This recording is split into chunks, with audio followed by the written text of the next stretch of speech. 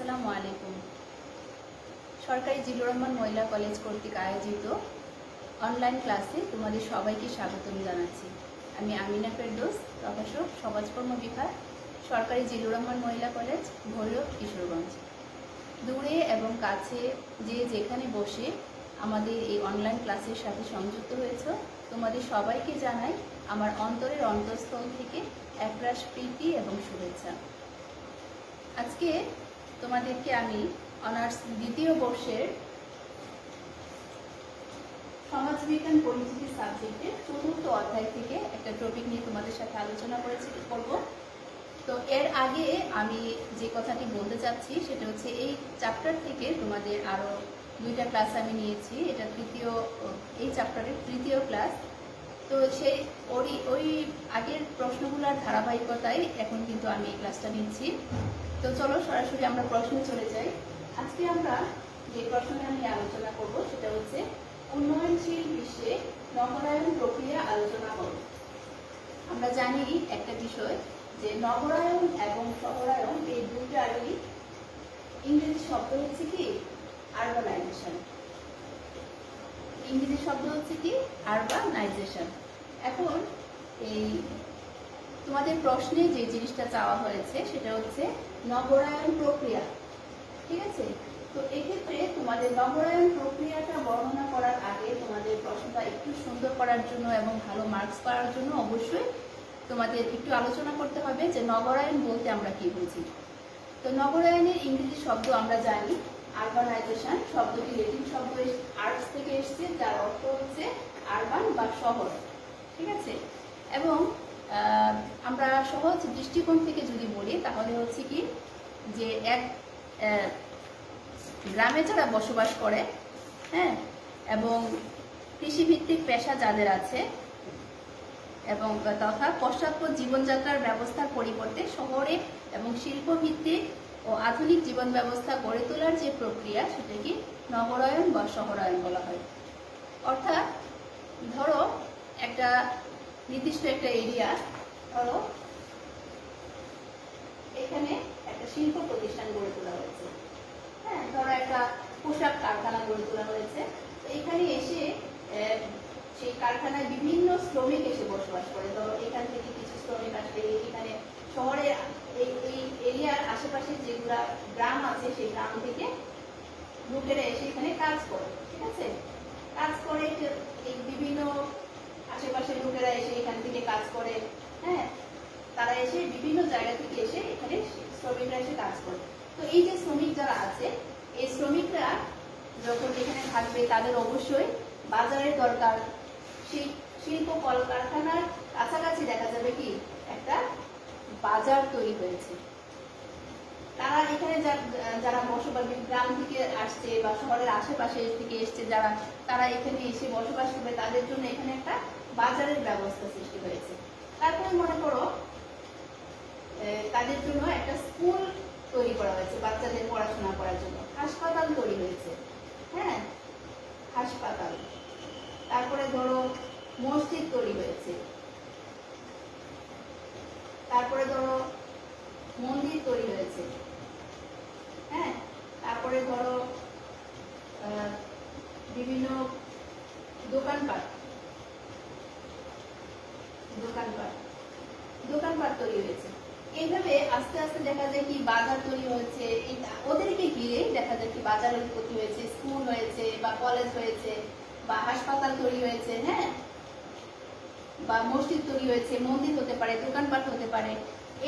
এদের সুবিধার কল্যাণার্থে বা এদের কল্যাণের জন্য এই প্রতিষ্ঠানগুলো আস্তে আস্তে ছোট ছোট ছোট ছোট আকারে গড়ে উঠেছে। এবং এভাবে আস্তে আস্তে দেখা যায় কি যে এখানে যারা বাজারে যারা লোকজন, তাদেরও বিভিন্ন ধরনের চাহিদা আছে, তাদের চাহিদা পূরণ করার জন্য তারাও বিভিন্ন জনের কাছে যায়।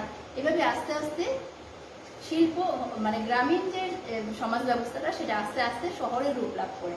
এবং এভাবে দেখা যায় কি মানে পল্লী অঞ্চলের যে জনসমষ্টি তারা যখন শহরের দিকে ধাবিত হয় বা শহরে হওয়ার যে প্রক্রিয়া সেটা কি বলা হয় নগরায়ন বা শহরায়ন, ঠিক আছে?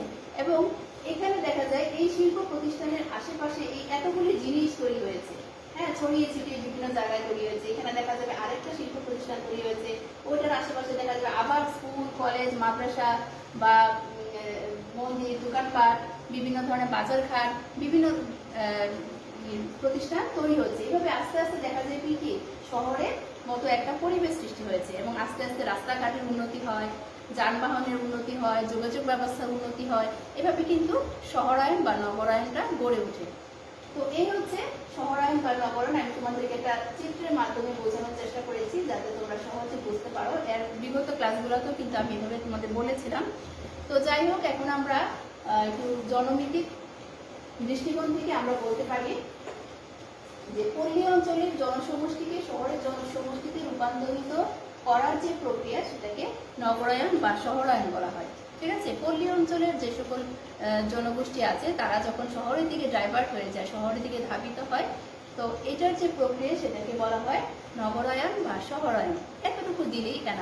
ঠিক আছে, তোমাদের প্রশ্নটা সুন্দর করার জন্য প্রথমে একটু ভূমিকা লিখবা, লেখার পরে শহরায়ন বা নগরায়ন কাকে বলে লিখবা, লেখার পরে তোমরা একটু ছোট করে বা একটা কমপক্ষে একটা সংজ্ঞা দিয়ে তোমরা সরাসরি প্রশ্নে চলে যাবা। তো আমরা সরাসরি প্রশ্নে যাওয়ার যদি যাই তাহলে আমরা এখানে দেখতে পাই যে নগরায়ন প্রক্রিয়া আমরা এখন আলোচনা করবো। ঠিক আছে, নগরায়ন প্রক্রিয়াটা কি বা নগরায়ন প্রক্রিয়াটা কিভাবে গঠিত হয়।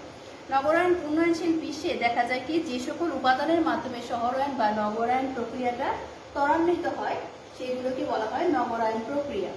হ্যাঁ, এবং উন্নয়নশীল বিশ্বে যে সকল উপাদানের মাধ্যমে নগরায়ন বৃদ্ধি হয় সেগুলোর একটা অন্যতম উপাদান হচ্ছে কি যে জনসংখ্যা বৃদ্ধি। তো দেখা যায় কি জনসংখ্যা কিন্তু দিন দিন বেড়েই চলেছে, জনসংখ্যা কখনো স্থির নাই। আজ থেকে 50 বছর আগে যে জনসংখ্যা ছিল বর্তমান সময়ে কি একই জনসংখ্যা? আস্তে আস্তে জনসংখ্যার পরিমাণ বৃদ্ধি পাচ্ছে। তো এক্ষেত্রে নগরায়নটা কিভাবে বৃদ্ধি পায়? যে গ্রামে যারা বসবাস করত তারা বিভিন্ন কারণে শহরের দিকে চলে আসে। হ্যাঁ, এবং জনসংখ্যা দেখা যায় কি গ্রামের তুলনায় শহরে বেশি ডাইভার্ট হয় এবং অনেক সময় দেখা যায় কি যে তারা বিভিন্ন ধরনের সুযোগ সুবিধার আশায়, বিশেষ করে কাজের আশায়, পড়াশোনা করার আশায়, ধরো কেউ অসুস্থ, আমরা কোথায় যাই? গ্রামের দিকে যাব নাকি শহরের দিকে যাব? অবশ্যই ঢাকা শহরের দিকে যাব বা উন্নত যে চিকিৎসা যেখানে পাওয়া যায়, সেবা যেখানে পাওয়া যায়, আমরা সেখানে যাওয়ার চিন্তা ভাবনা করবো, তাই না? তো এই ধরনের সুযোগ সুবিধার কারণে দেখা যায় কি মানুষ গ্রাম ছেড়ে শহরের দিকে চলে আসে এবং শহরের জনসংখ্যাটা বৃদ্ধি পায়। তো এই যে নগরায়নের যে প্রক্রিয়া, এই প্রক্রিয়ার অন্যতম 1 নম্বর যে প্রক্রিয়া সেটা হচ্ছে জনসংখ্যা বৃদ্ধি, এবং জনসংখ্যা বৃদ্ধির মাধ্যমে নগরায়ন প্রক্রিয়াটা খুব দ্রুত স্প্রেড করে এবং খুব দ্রুত ছড়িয়ে যায়। হ্যাঁ, আচ্ছা, 2 নম্বর হচ্ছে কি উচ্চ বিলাসী স্বপ্ন। দেখো, এমন কোনো মানুষ নাই যার ভিতরে উচ্চ বিলাসী স্বপ্ন নাই। প্রত্যেকটা মানুষের ভিতরেই উচ্চাকাঙ্ক্ষা আছে। আমি যে অবস্থানে আছি সেই অবস্থানে কিন্তু আমি সন্তুষ্ট না। দেখা যায় কি আমি আরো চাই উপরের দিকে ওঠার জন্য। প্রত্যেকটা মানুষের ভিতরে কিন্তু এই ধরনের স্বপ্ন কাজ করে যে আমি যদি আরো ভালো চলতে পারতাম, আমি যদি আরো সুন্দরভাবে জীবনযাপন করতে পারতাম। হ্যাঁ, এই ধরনের উচ্চবিলাসী জীবনযাত্রা বা উচ্চবিলাসী স্বপ্নের কারণেও কিন্তু মানুষ কি করে শহরের দিকে চলে যায়।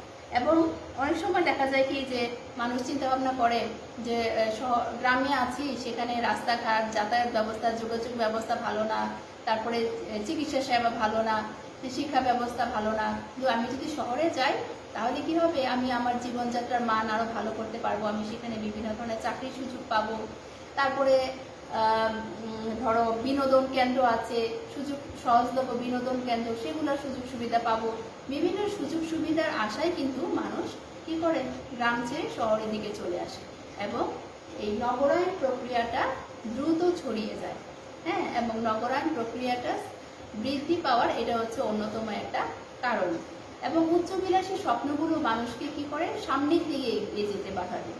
মানুষের মধ্যে যদি স্বপ্ন না থাকে তাহলে মানুষ কি হবে? একবার হেরে গেলে থমকে যাবে, আর সামনের দিকে এগিয়ে যেতে পারবে না। কিন্তু স্বপ্ন মানুষকে কি করে? বাঁচিয়ে তোলে এবং স্বপ্ন মানুষকে সামনের দিকে এগিয়ে যাওয়ার ইন্সপায়ার দেয়, তাই না? স্বপ্ন যদি না থাকে, আমাদের লক্ষ্য যদি না থাকে, লক্ষ্য যদি স্থির না থাকে, তাহলে কিন্তু আমরা সামনের দিকে এগিয়ে যেতে পারবো না। তো এই যে নগরায়ন বা শহরায়ন, এটার এই প্রক্রিয়াটার অন্যতম একটা প্রক্রিয়া হচ্ছে কি, যে উচ্চবিলাসী স্বপ্নের কারণেও দেখা যায়, উচ্চবিলাসী চিন্তাভাবনার কারণেও দেখা যায় কি নগরায়ণ প্রক্রিয়াটা ত্বরান্বিত হয়। তারপরের যে পয়েন্টটা সেটা হচ্ছে কি পরিবহন ব্যবস্থার উন্নয়ন। দেখো, যাতায়াত এবং পরিবহন ব্যবস্থা যদি উন্নত না হয় তাহলে কিন্তু মানে আমাদের অনেক পিছিয়ে থাকতে হবে। এমন একটা সময় ছিল যখন দেখা যেত যে মানুষ এক জায়গা থেকে আরেক জায়গায় পায়ে হেঁটে গিয়েছে, তাই না? আমরা অনেক মানে ছোটবেলায় শুনেছি যে মানুষ পায়ে হেঁটে চলাচল করেছে, রিক্সা দিয়ে চলাচল করেছে, গরু গাড়ি দিয়ে চলাচল করেছে, ঠেলা গাড়ি দিয়ে চলাচল করেছে, সাইকেল দিয়ে চলাচল করেছে। এক জায়গা থেকে একজন মানুষের যদি মৃত্যু হতো, মৃত্যুর খবরটা যদি তার আত্মীয় স্বজনের বাড়িতে পৌঁছে দিতে হতো, তাহলে কি করতে হতো? পায়ে হেঁটে, বা তার কোনো যানবাহনের ব্যবস্থা ছিল না। আস্তে আস্তে আস্তে আস্তে কিন্তু যানবাহন ব্যবস্থার সৃষ্টি হয়েছে। এবং একটা যানবাহন যদি ভালো না থাকে তাহলে কি হবে? যাতায়াত ব্যবস্থা এবং যোগাযোগ ব্যবস্থা রক্ষা করা সম্ভব হবে না। এই যে একজন মানুষ মারা গেলে তার খবরটা পৌঁছানো সম্ভব হতো না, তার লাশ দাফন করার ক্ষেত্রে সে এসে দেখতে পারতো না। হ্যাঁ, তো এটা কিন্তু একটা মর্মান্তিক একটা বিষয়। এবং পরিবহন ব্যবস্থা যদি ভালো না থাকে, যোগাযোগ ব্যবস্থা কিন্তু স্থবির হয়ে যায়।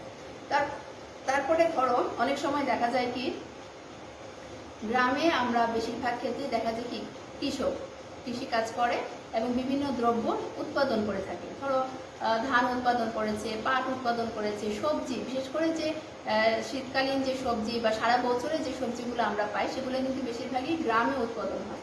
কিন্তু এখন যদি এই যে পরিবহন ব্যবস্থা যদি ভালো না থাকে, উন্নত না থাকে, রাস্তাঘাট ভাঙা থাকে, তাহলে কিন্তু কি হবে না, মানে সে যে এত কষ্ট করে পরিশ্রম করেছে সেই পরিশ্রমের ফসলটা সে বাইরে এসে মানে বাজারে এসে বিক্রি করতে পারবে না। কারণ রাস্তা ভাঙা রাস্তায় গেলে তার খরচ বেশি, তার কষ্ট হবে বেশি। সেই কারণে সে অল্প টাকায় বা অল্প দামে সে মানে বিক্রি করে দিবে। তো যাতায়াত যোগাযোগ ব্যবস্থা উন্নয়নের অন্যতম শর্ত হচ্ছে পরিবহন ব্যবস্থা ভালো থাকতে হবে। এবং দেখা যায় কি যে উন্নত বিশ্বে এই পরিবহন ব্যবস্থা উন্নতির কারণে দেখা যাচ্ছে যে তারা অনেক বেশি এগিয়ে গেছে। কিন্তু আমাদের দেশের দিকে যদি তাকাই, এখনো দেখা যায় যে কোনো গ্রামে এখনো এই মাটির রাস্তা আছে। আগের চেয়ে অনেক উন্নত হয়েছে কথা সত্য, কিন্তু মানে এখনো দেখা যায় কিছু কিছু ভাঙা রাস্তা আছে, যেগুলোর কারণে যে আমরা পরিমিত যে সুযোগ সুবিধা পাওয়ার কথা, সঠিক সুযোগ সুবিধা পাওয়ার কথা, সেগুলো কিন্তু আমরা পাচ্ছি না। তো এটা হচ্ছে উন্নয়নশীল বিশ্বে নগরায়ণ প্রক্রিয়ার অন্যতম একটা প্রক্রিয়া। তারপরে হচ্ছে যোগাযোগ ব্যবস্থার উন্নয়ন। যাতায়াত এবং যোগাযোগ ব্যবস্থা কিন্তু কাছাকাছি, হ্যাঁ, এবং অনেক সময় দেখা যায় যে উন্নত পরিবহন ব্যবস্থার মাধ্যমে উন্নত যোগাযোগ ব্যবস্থা গড়ে ওঠে। পরিবহন ব্যবস্থা যদি ভালো থাকে, আজকে যদি মনে করো এখান থেকে ঢাকা কোনো একটা কাজে যেতে হয়, যদি আমাকে সাইকেল দিয়ে যেতে হয়, আমার মন চাইবে না যে না থাক, যাওয়ার দরকার নেই, বা অন্য কোনো মাধ্যমে যদি আমি যেতে পারতাম তাহলে ভালো হতো, তাই না? তো এক্ষেত্রে যদি আমি হোন্ডার থাকতো, দৌড় দিয়ে চলে যেতাম। যদি আমি বাসে যাই আরো ভালো, যদি আমি ট্রেনে যাই সেটা আরো ভালো। আস্তে আস্তে এই যে যোগাযোগ ব্যবস্থার যে সিস্টেমটা, যোগাযোগ ব্যবস্থা যদি উন্নত হয় তাহলে যাতায়াত ব্যবস্থা খুব দ্রুত ত্বরান্বিত হয়। এবং একটা বিষয় দেখবা, এখন বর্তমান সময়ে এই যে তথ্য প্রযুক্তির এই সময়ে, বিংশ শতাব্দীর এই ডিজিটাল বাংলাদেশে এসে আমরা বলতে পারবো যে এখানে বসে সুদূর আমেরিকাতে কি হচ্ছে সেটা আমরা এক নিমিষেই দেখতে পারি। এক নিমিষে আমরা সেই খবরটা আমাদের মোবাইলে বলো, ল্যাপটপ বলো, কম্পিউটার বলো, সাথে সাথে আমরা সেই নিউজগুলো আপডেট পাচ্ছি। বিশেষ করে মানে দেশের ভিতরে এবং দেশের বাইরে যে খবরাখবর, সেগুলো আমরা কিন্তু খুব সহজেই এক জায়গা থেকে আরেক জায়গায় স্থানান্তরিত করতে পারছি, শুধুমাত্র যোগাযোগ ব্যবস্থা উন্নতির কারণে। আর আগের যে অবস্থাটা ছিল, এই যোগাযোগ ব্যবস্থা যদি উন্নত না হতো তাহলে কিন্তু এত সহজে মানে আমরা খবর আদান প্রদান করতে পারতাম না। তো এটাও এই যে শিল্পায়ন এবং নগরায়নের প্রক্রিয়ার একটা অন্যতম প্রক্রিয়া। তারপরে হচ্ছে নগরের সুযোগ সুবিধা বৃদ্ধি। নগর বা শহরে দেখা যায় কি সুযোগ সুবিধা অনেক বেশি। কি রকম? চিকিৎসা সবচেয়ে বড় সুবিধা হচ্ছে চিকিৎসা সেবাটা ভালো পাওয়া যায়, শিক্ষা ব্যবস্থাটা ভালো, তারপরে তোমার আবাসস্থলের যে নিরাপদ বাসস্থানের যে ব্যবস্থাগুলো, সেখানে বড় বড় বিল্ডিং থাকে, হ্যাঁ, বড় বড় দালান কোঠা থাকে, সেখানে বসবাস করার সুযোগ সুবিধা বেশি। তারপরে বিনোদনের সুযোগ সুবিধা বেশি, রাস্তাঘাটে পরিবহন ব্যবস্থা, যাতায়াতের ব্যবস্থা, সুযোগ সুবিধাটা গ্রামের তুলনায় অনেক বেশি। তো সেই মানে এই যে নগরের যে সুযোগ সুবিধাটা, এটা কিন্তু একটা অন্যতম একটা হাতিয়ার। এবং নগরের এই সুযোগ সুবিধার কারণে গ্রামের মানুষরা কি করে, যে গ্রাম ছেড়ে শহরের দিকে চলে আসে, হ্যাঁ। এবং গ্রামে অনেক সময় দেখা যায় প্রাকৃতিক বিভিন্ন ধরনের দুর্যোগ হয়। এই প্রাকৃতিক দুর্যোগের কারণে মানুষরা যেমন মনে করো বন্যা, দুর্ভিক্ষ বা বিভিন্ন ধরনের সমস্যা, হ্যাঁ, এই সকল কারণে তারা কি করে গ্রাম ছেড়ে শহরের দিকে চলে আসে। এবং শহরে এই নগরায়ন বা শিল্পায়নের প্রসারতা বা প্রক্রিয়াটা খুব দ্রুত ত্বরান্বিত হয়। তারপরে হচ্ছে শিল্পায়ন। নগরায়ন এবং শহরায়ন কিন্তু একই কথা, এবং নগরায়নের কারণেই দেখা যায় কি শিল্পায়ন ঘটে। নগরায়ন যদি হয়, যেখানে নগরায়ন গড়ে ওঠে, তোমাদের চার্টে দেখিয়েছিলাম যে যেখানে নগরায়ন গড়ে ওঠে, এটার আশেপাশে দেখবা বিভিন্ন ধরনের শিল্প কারখানা, ছোট ছোট ছোট ছোট বা বড় বড় শিল্প কারখানা গড়ে ওঠে। এবং এইভাবেই দেখা যায় কি নগরের উৎপত্তি, বিকাশ লাভ হয়। তো এই শিল্পায়ন এবং নগরায়নের ফলে দেখা যায় কি নতুন নতুন কাজের ক্ষেত্র সৃষ্টি হয়, হ্যাঁ, বিভিন্ন ধরনের কাজের। কারণ এই যে প্রতিষ্ঠান, সেখানে মনে করো এখানে একটা জুতার ফ্যাক্টরি দিয়েছে, কেউ মনে করো চামড়ার ফ্যাক্টরি দিয়েছে, কেউ মনে করো পোশাক কারখানা দিয়েছে। এখানে তো শ্রমিক ছাড়া তো কাজ করানো সম্ভব না, তাই না? তো শ্রমিকরা এখানে দেখা যায় কি কাজের সুযোগ বা কাজের প্রসারতা বৃদ্ধি পায়। তো এটাও একটা পজিটিভ সাইড। এবং অনেক সময় দেখা যায় যে মানুষ কাজ পাওয়ার আশায় কিন্তু এই শিল্পাঞ্চলে গ্রাম ছেড়ে শহরের দিকে চলে আসে, হ্যাঁ, যে চিন্তা ভাবনা করে যে আমি যদি গ্রাম থেকে শহরের দিকে যাই, তাহলে অবশ্যই আমার কাজের সুযোগ সুবিধাটা বেশি হবে, হ্যাঁ। এবং কাজের এই সুযোগ সুবিধার কারণে দেখা যাবে কি যে সে উন্নত জীবনযাপনের আশা এবং উচ্চ বিলাসী স্বপ্ন পূরণের জন্য হলেও সে গ্রাম ছেড়ে শহরের দিকে চলে আসে। এবং এইভাবেই কিন্তু নগরায়নের বিকাশ লাভ হয়, বিকাশ হয়। তারপরে হচ্ছে শিক্ষার প্রসার। শিক্ষা হচ্ছে জাতির মেরুদণ্ড, তাই না? এবং সাধারণভাবে নগর সমাজে শিক্ষিত শ্রেণীর একটা বৃহৎ অংশ কিন্তু বাস করে কোথায়? শহরে বা নগরে।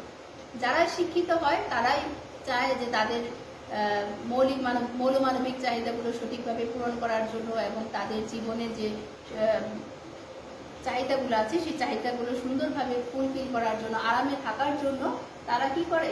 শহরেই থেকে যায়। এবং এভাবেই কিন্তু আস্তে আস্তে শহরায়ন বা নগরায়ন প্রক্রিয়াটা ত্বরান্বিত হয় এবং এটার দ্রুত বৃদ্ধি সাধন করে। তারপরে দেখা যায় গ্রামীণ সমস্যা। গ্রামে দেখা যায় বিভিন্ন ধরনের সমস্যা থাকে। আমরা জানি আমাদের গ্রাম হচ্ছে কি কৃষিভিত্তিক, এবং এই গ্রামে বসবাস গ্রামের মানুষরা বেশিরভাগই সাদাসিধে এবং সহজ সরল প্রকৃতি। তো এই সময় অনেক সময় দেখা যায় যে গ্রামে বিভিন্ন ধরনের সমস্যা সৃষ্টি হয়। কি ধরনের সমস্যা? যে প্রাকৃতিক দুর্যোগ দেখা দিতে পারে, বন্যা, খরা, তারপরে নদী ভাঙন, বেকারত্ব, দুর্ভিক্ষ, বিভিন্ন ধরনের সমস্যা কিন্তু গ্রামে বেশি। এবং সবচেয়ে যে সমস্যাটা হয় সেটা হচ্ছে তার যে উৎপাদিত যে ফসলটা, সেই ফসলটা সে সুলভ মূল্যে বিক্রি করতে পারে না, এবং দেখা যায় কি অল্প মূল্যে তার খুব বেশি মুনাফা কিন্তু পায় না। সেই জন্য দেখা যায় কি মানুষ গ্রাম ছেড়ে শহরের দিকে চলে যায় নতুন কাজের আশায়, উন্নত জীবনযাপন করার জন্য। তারপরে হচ্ছে পুঁজি গঠন। পুঁজি গঠনটা হচ্ছে কি যে মানুষের নগর সুলভ মন মানসিকতা গড়ে উঠলেও একথা সত্য যে বৃহৎ পুঁজি গঠন ব্যতি রেখে মানে নগর সমাজ গড়ে উঠতে পারে না। বৃহৎ পুঁজি যদি না থাকে তাহলে কিন্তু নগর সমাজ গড়ে উঠবে না। কেন? কারণ এই যে শিল্প প্রতিষ্ঠান গড়ে তুলতে হলে অবশ্যই কিসের দরকার? পুঁজির দরকার। পুঁজি যদি না থাকে তাহলে কিন্তু শিল্প প্রতিষ্ঠান, মিল, কলকারখানা, ফ্যাক্টরি কিছুই কিন্তু মানে গড়ে তোলা সম্ভব না। এবং এক্ষেত্রে দেখা যায় পৃথিবীর সর্বত্রই মানুষ পুঁজি গঠন করলে নগর জীবনের বিকাশ সাধিত হয়। মানুষ যদি পুঁজি না খাটায়, টাকা যদি ব্যাংকে ভরে রাখে, তাহলে কোনো কাজ হবে? কোনো কাজ হবে না। টাকাকে কি করতে হবে? সেটাকে মানে চলমান প্রক্রিয়া রাখতে হবে, কোনো না কোনো কাজে ইনভেস্ট করতে হবে, তখনই কিন্তু সেটার মাধ্যমে দেখা যাবে আরো 10 জনের উপকার হচ্ছে, 10 জন এখানে কাজ করতে পারছে এবং তারও ইনকাম হবে, সেও মুনাফা পাবে, পাশাপাশি তার সঞ্চয়ও হবে এবং 10 জন মানুষ 20 জন মানুষ এখানে এসে কাজ করতে পারবে। অতএব এই যে পুঁজি গঠন, পুঁজি যদি সে না খাটায়, পুঁজি যদি সে না ইনভেস্ট করে, তাহলে কিন্তু নগরায়ন বা শহরায়ন করা সম্ভব না। তো এই নগরায়ন এবং শহরায়নে গড়ে ওঠার পিছনে দেখা যায় অর্থনীতি যত বেশি উন্নত, যে দেশের অর্থনীতি যত বেশি উন্নত, সেই দেশের নগর জীবন তত বেশি উন্নত। এবং এই বৃহৎ পুঁজি নগরায়নকে শুধু ত্বরান্বিতই করে না, বরং এটি নগরায়নের সবচেয়ে গুরুত্বপূর্ণ এবং নিয়ামক হিসাবে আমরা চিহ্নিত করে থাকি। তারপরে হচ্ছে বিদেশি সংস্কৃতির আবির্ভাব। বিদেশি সংস্কৃতি মানে কি? আমরা সবাই কিন্তু চাকচিক্যের প্রতি মানে আকর্ষণ বোধ করি এবং নিজেদের সংস্কৃতি ভুলে বিদেশের যে সংস্কৃতি, বিদেশি যে কালচার, সেটাকে আমরা মানে গ্রহণ করতে অভ্যস্ত, গ্রহণ করতে ভালো লাগে। মনে করো যে আমাদের দেশের যে ডাল ভাতে আমরা বাঙালি, আমরা কি করি এখন যে চাইনিজ খাবারের দিকে বেশি আমরা আসক্তি, তাই না? এবং দেখা যায় অনেক সময় যে ফাস্টফুড খাবার, চাইনিজ খাবার, পোশাক আশাকের ক্ষেত্রেও দেখা যায় কি আমরা বিদেশিদেরকে ফলো করি। কৃষ্টি, সংস্কৃতি সবকিছুর ক্ষেত্রে দেখা যায় কি পাশ্চাত্য যে দেশগুলো আছে, উন্নত যে দেশগুলো আছে, বহির্বিশ্ব থেকে সেই সংস্কৃতিগুলো আমরা আস্তে আস্তে সেগুলোকে ধারণ করছি। সেগুলোর ক্ষেত্রেও এভাবেও কিন্তু আস্তে আস্তে নগরায়ন বা শহরায়ন যে প্রক্রিয়াটা, সেটা ত্বরান্বিত হয়। এবং এরপরে যে পয়েছে সেটা হচ্ছে ব্যবসায় বাণিজ্যের বিকাশ।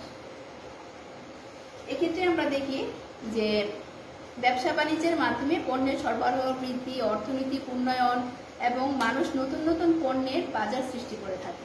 হ্যাঁ, এই নতুন নতুন পণ্য সরবরাহ করা, উৎপাদন করা, এগুলির ক্ষেত্রেও কিন্তু বাণিজ্যের প্রয়োজন এবং এই ব্যবসা বাণিজ্যের প্রসার যদি না থাকে, তাহলে কিন্তু নগরায়ন বেশি প্রসারতা বা বিকশিত হবে না। হ্যাঁ, তো এটা হচ্ছে আরেকটা পয়েন্ট। তারপরে হচ্ছে বিনিয়োগের সুযোগ। বিনিয়োগের সুযোগ, নগর বিনিয়োগের সুযোগ বেশি নগরে, এবং এ কারণে দেখা যায় এই নগরে যারা বসবাস করে তারা অধিক লাভবান হয় এবং নগরে ব্যবসায় বাণিজ্যের প্রসার, শিল্প কারখানা, যানবাহন, তারপরে যোগাযোগ ব্যবস্থা, বিভিন্ন ক্ষেত্রে অফুরন্ত সুযোগ সুবিধার বিদ্যমান। এবং এক্ষেত্রে দেখা যায় কি যে বিনিয়োগের যে সুযোগটা, সেটা কিন্তু শহরেই বেশি দেখা যায়। গ্রামে কিন্তু মানুষ ইনভেস্ট করতে চায় না। গ্রামে মানুষ এই মিল, ফ্যাক্টরি, কলকারখানা এগুলি কিন্তু গ্রামে দিতে চায় না। কেন?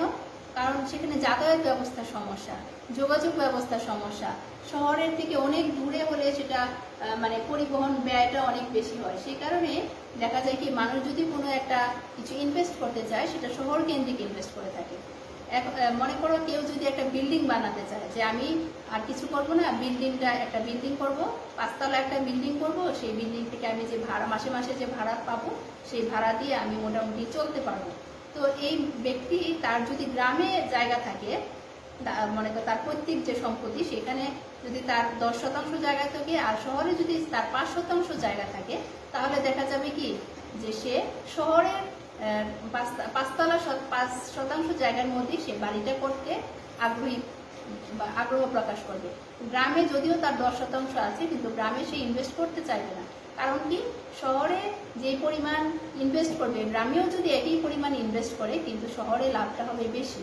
কারণ শহরের সাথে সাথে সেখানে গ্যাসের সুবিধা আছে, যাতায়াত ব্যবস্থার সুবিধা আছে, রাস্তাঘাটের সুবিধা আছে, মানুষ খুব সহজে সেখানে বাসা ভাড়া নিবে এবং উন্নত জীবনযাপন করার ক্ষেত্রে গ্রামের তুলনায় শহরের জীবনযাপন অনেক বেশি মানে উন্নত এবং চাকচিক্যময়। এই কারণে দেখা যায় কি গ্রামের তুলনায় শহরে যে নগরায়ন খুব দ্রুত বৃদ্ধি পায় বা ছড়িয়ে যায়, ত্বরান্বিত হয়। তো এই ছিল আজকের প্রশ্ন, এবং এক্ষেত্রে আমরা আজকে যেটা জানতে পারলাম সেটা হচ্ছে উন্নয়নশীল বিশ্বে নগরায়ন প্রক্রিয়া কিভাবে ত্বরান্বিত হয়। আগামী ক্লাসে নতুন কোনো টপিক নিয়ে, নতুন কোনো বিষয় নিয়ে তোমাদের সামনে হয়তো হাজির হব। সে পর্যন্ত তোমরা সবাই ভালো থেকো, সুস্থ থেকো এবং আমার জন্য দোয়া করো, বিশ্ববাসীর জন্য দোয়া করো, যাতে আল্লাহ আমাদেরকে এই করোনা ভাইরাস নামক যে রোগ সারা বিশ্বে ছড়িয়ে আছে সেটা থেকে সবাইকে আল্লাহ হেফাজত করেন। এই পর্যন্ত, আল্লাহ হাফিজ।